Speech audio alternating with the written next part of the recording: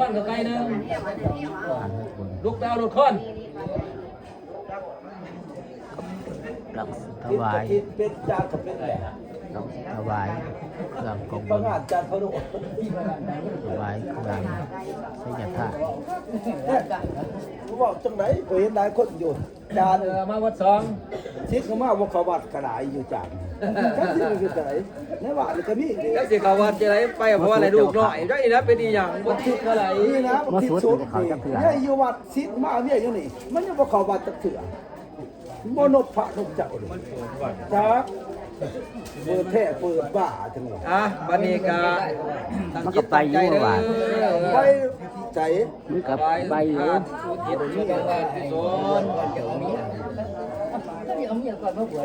สาธุสาธุนะโมตัสสะภะคะวะโตอะระหะโตสัมมาสัมพุทธัสสะนะโมตัสสะภะคะวะโตอะระหะโตสัมมาสัมพุทธัสสะนะโมตัสสะภะคะวะโตอะระหะโตสัมมาสัมพุทธัสสะสาธุอิมังพันเตกัมภารานังรัตนาตายัง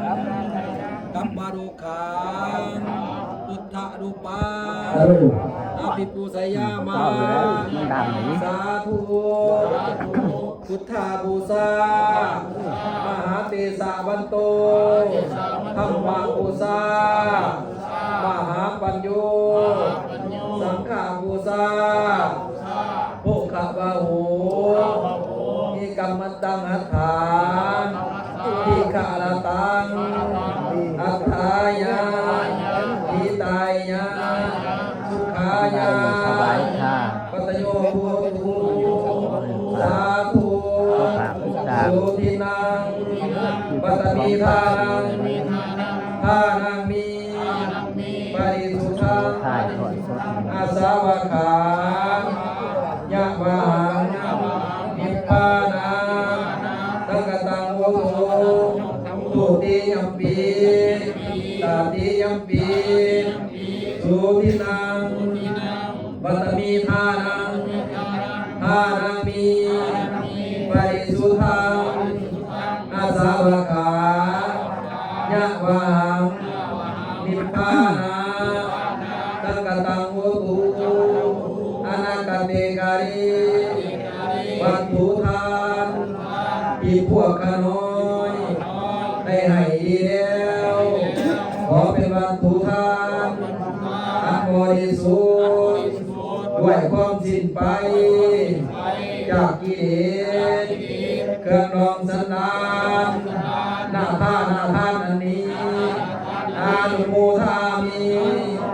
ทานามิปริสุทธังนิพพานังปรมังสุขังพวกข้าน้อยทั้งหลายมีความเลื่อมใสยินดีในทานการให้ของจงสงซึ่งความสิ้นไปจากกิเลสเครื่องรองสันดานในนครตะการไปภาคข้างหน้านั่นด้วยเถิดโอริสาส่วนบุญส่วนกุศลทั้งหลายเหล่านี้อันมีพวกกันน้อยทั้งหลายหมายถึงเจ้าศรัทธาผู้มีสื่อว่าพอตันเมวอนพร้อมด้วยลูกด้วยหลานพร้อมญาติพี่น้องผู้อยู่ไกลและอยู่ไกลเพื่อจะขออุทิศเข้าบิณฑบาตแด่โภชนาอาหารพร้อมด้วยกองอัฐาจำนวน3 กองพร้อมด้วยเครื่องบริวารทั้งหลายเหล่านี้ให้แก่เจ้าดินเจ้าทานเจ้าภูมินำเนาเจ้าบ้านเจ้าซองเจ้าบุญนายคุณตลอดทั้งสรรพสัตว์ทั้งหลายทุกคนนะเบื้องบนนับแต่พรหมโล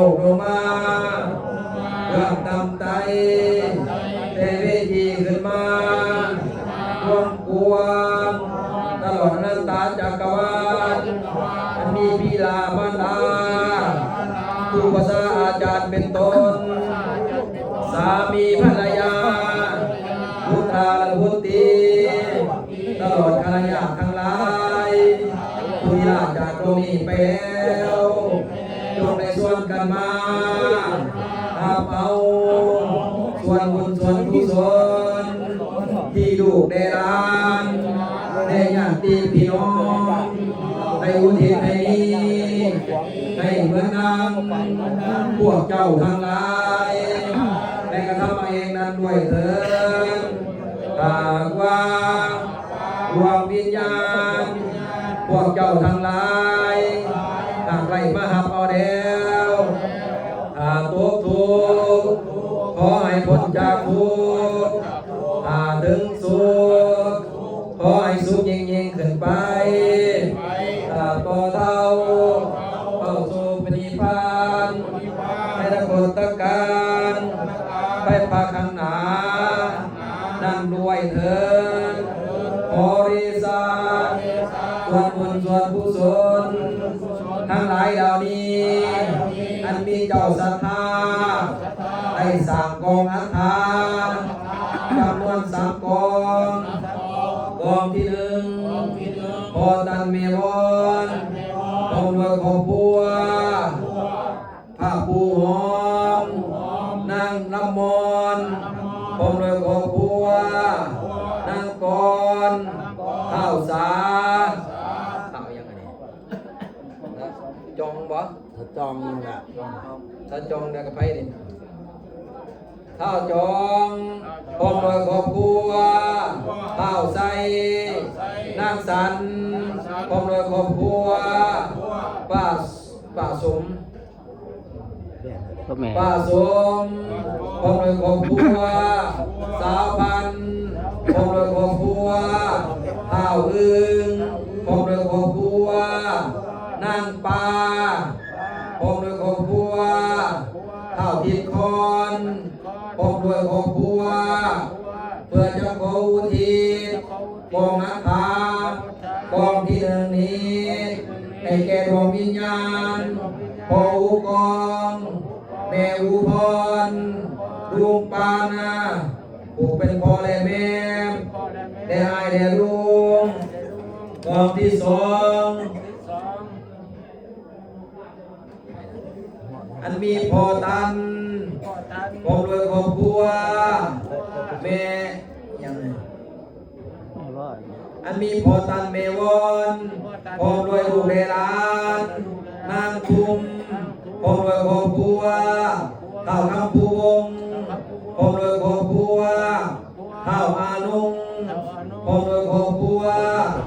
ข้าวซีมอนสาวน้อยพร้อมด้วยครอบครัวข้าวคำพูนพร้อมด้วยครอบครัวเพื่อจะขออุทิศกองอัฐานกองที่2นี้ให้แก่ดวงวิญญาณแม่อุจุมพ่ออุจอมแม่อุภากองที่3อันมีพ่อตันเมวอนพร้อมด้วยลูกในหลานนางสีพร้อมด้วยครอบครัวนางบุญมีพร้อมด้วยครอบครัวนางปอยพร้อมด้วยครอบครัวนางปอยพร้อมด้วยครอบครัวข้าวคำพูพร้อมด้วยครอบครัวข้าวมุ่นเปิดจอมข้าวปองนางบางนางซอยข้าวสิงพร้อมด้วยครอบครัวนางดวงพร้อมด้วยครอบครัวข้าวหูนางขำพร้อมด้วยครอบครัวปูคำดีพร้อมด้วยครอบครัวข้าวโพดนางแพงพร้อมด้วยครอบครัวข้าวโพดนางน้อยพร้อมด้วยครอบครัวเพื่อจะขออุทิศกองอัฐานกองที่3นี้ให้แก่ดวงวิญญาณพ่ออูทองแม่อูหาแม่อูลาดูพระคังโคแม่ตะวันเนาะแม่อูลาตะวันเนาะแม่อูลาอันมีเจ้าศรัทธา ได้เห็นต้นกะลาเพิกจำนวน116ต้นนี้ อันมีเม็ดตันพอวอนนางมอนผมเลยครอบครัวข้าวคนนางเขียวผมเลยครอบครัวนางกอนผมเลยครอบครัวข้าวแหล่ผมเลยครอบครัวนางทุ่มผมเลยครอบครัวนางปอยนางสันนางจอยนางจันนางแก้วข้าวยี่น้อยข้าวอึ่งจังเลยนะ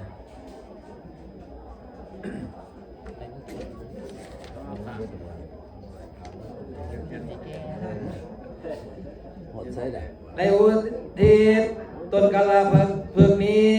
ให้แก่ดวงวิญญาณพ่ออุกอง5 ต้นแม่อุพร5 ต้นแม่อุจูม5 ต้นพ่ออุจอม5 ต้นแม่อุผา5 ต้นแม่อุดวง5 ต้นพ่อพิมพ์5 ต้นผู้จันทร์ทองลำ3 ต้นเท่ากุยบา3 ต้นเท่าเรมโบ3 ต้นให้ลุงปัน3 ต้นให้ลุงวันทอง3 ต้นละบ่าวสุนทร3 ต้นลูกถอนจันทร์3 ต้นบ่าวตัน3 ต้นบ่าวนุคำ3 ต้นแม่บัวทอง1 ต้นละบ่าวมันห่วยคนตายทุกคนเป็นนี่ ตายนะ 1 ต้นแม่แพง1 ต้นแม่แก้วกอง บ่ไป มัน คนตายทุกคนเป็น ตาย คนตายบ่ ตายตายจะ แม่ บอก แก้วกอง1 ต้นสาวแสง1 ต้นเทพพลา1 ต้นพุทธิพุทธา1 ต้นเจ้าทิพย์เจ้าทาน เจ้าภูมิน้ำเนาที่อยู่อาศัย1 ต้นให้เจ้ากรรมนายเวรเพื่อให้บาปให้เวร1 ต้นแม่เจ้าธรณี1 ต้นแม่อุอัม1 ต้นแม่อุภา1 ต้นแม่อุดี1 ต้นแม่อุกูล1 ต้น